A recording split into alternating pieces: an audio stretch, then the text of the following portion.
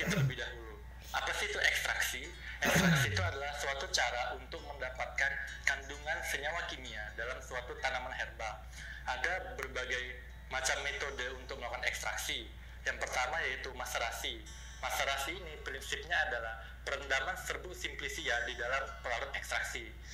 Kemudian ada perkolasi, itu mengalirkan pelarut ekstraksi ke dalam serbuk simplicia. Lalu ada metode reflux, itu adalah pelarut ekstraksi dialirkan secara kontinu untuk mengekstrak senyawa dalam simplicia tersebut. Lalu metode berikutnya adalah sokletasi, itu adalah penyaringan berulang-ulang dengan pelarut ekstraksi. Dan terakhir itu ada metode destilasi, yaitu untuk mengekstraksi senyawa kimia minyak arsiri, yaitu minyak yang mudah menguap dalam simplicia menggunakan alat destilator. Nah, setelah kita melakukan ekstraksi, kita harus membuktikan bahwasanya hasil ekstraksi kita itu mengandung senyawa kimia tertentu. Ada berbagai macam senyawa kimia yang terkandung di dalam senyawa herbal. Yang pertama, alkaloid. Alkaloid dapat kita lakukan deteksi bisa menggunakan reagen Mayer yang hasilnya nanti ada endapan putih. Lalu kita bisa menggunakan reagen Wagner, dia akan menghasilkan endapan coklat. Terus reagen Dragon-Doros itu bisa menghasilkan endapan coklat atau jingga. Dan yang terakhir dengan reagen Buchardat itu bisa menghasilkan warna jingga. Kemudian senyawa kimia berikutnya dalam tanaman herbal yaitu triterpenoid atau sering juga disebut steroid, yaitu kita bisa deteksi menggunakan reagen Lieberman-Burchard yang akan menghasilkan warna hijau biru. Kemudian kandungan kimia berikutnya yaitu flavonoid, itu bisa kita gunakan reagen aluminium klorida atau AlCl3 yang akan menghasilkan warna merah, dan juga kita bisa gunakan uap amonia yang nantinya akan menghasilkan warna kuning. Lalu kandungan kimia berikutnya yaitu tanin, itu bisa kita deteksi menggunakan ferriklorida, yaitu atau kita sebut FeCl3, nanti akan menghasilkan berbagai macam warna, bisa warna biru tua, warna hijau, warna ungu, dan juga warna hitam kehijauan. Lalu kita juga bisa pakai reagen kalium ferricyanida dan amonia yang nantinya akan menghasilkan warna coklat. Kemudian senyawa kimia berikutnya itu minyak arsiri, itu kita bisa gunakan reagen anisaldehid yang dicampur dengan H2SO4 atau asam sulfat yang nantinya akan menghasilkan warna hijau biru atau merah. Dan yang terakhir itu senyawa kimia saponin, itu bisa kita lakukan dengan cara kimia maupun fisika. Kalau menggunakan fisika, kita tinggal kocok hasil ekstraknya. Jika dia terbentuk busa, berarti dia mengandung saponin. Kita juga bisa menggunakan reagen Lieberman-Burchard, nantinya hasilnya akan berwarna hijau ungu. Selanjutnya, kita beralih ke topik berikutnya, yaitu perhitungan analisis senyawa. Nah, untuk melakukan perhitungan analisis ini, pertama kali yang kita lakukan adalah melakukan perhitungan konsentrasi senyawa dalam sampel.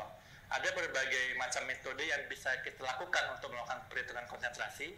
Metode yang pertama yaitu metode Lambert-Beer. Prinsip dari metode ini adalah untuk mengetahui konsentrasi senyawa menggunakan daya serap jenis senyawa tersebut dan serapan yang dihasilkan oleh suatu instrumen, seperti instrumen spektrofotometri UV phase. Perhitungan ini tidak memerlukan standar atau baku pembanding. Adapun untuk menghitung rumus konsentrasinya yaitu konsentrasi sama dengan serapan dibagi daya serap jenis dikali tebal kuvert. Kemudian metode yang kedua yaitu melakukan metode perbandingan.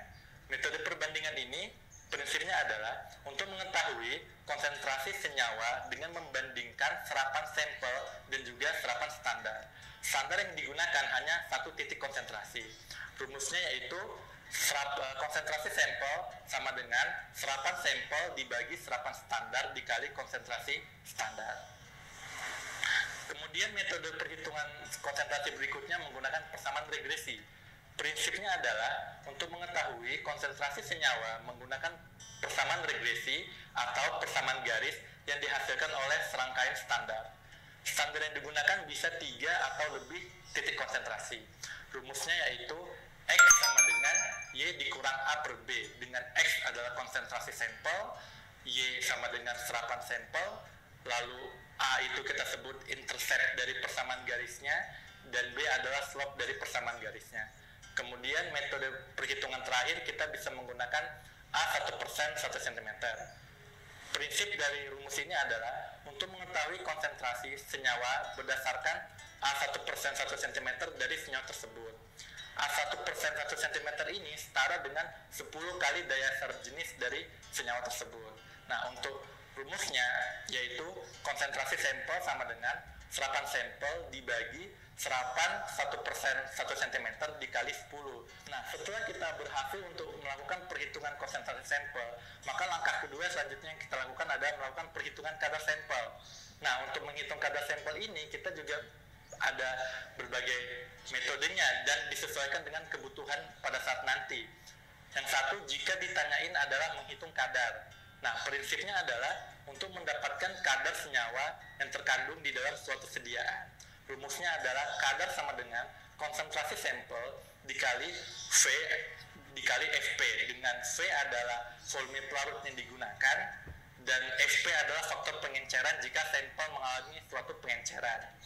Terus kemudian bisa juga ditanyakan persen B per B. Nah, persen B per B ini adalah untuk mendapatkan persen kadar senyawa yang dibandingkan terhadap bobot total suatu sediaan. Dengan rumusnya yaitu persen B per B sama dengan kadar senyawa dibagi berat sediaan dikali 100%. Dan terakhir yang sering juga ditanyakan dalam perhitungan kadar yaitu untuk mencari persen kadar atau sering juga kita sebut persen essay. Prinsipnya adalah untuk mendapatkan persen kadar senyawa terhadap label claim. Label claim itu adalah kandungan teoritis senyawa tersebut di dalam suatu sediaan. Rumusnya adalah persen kadar sama dengan kadar senyawa dibagi label claim kali 100%. Sekian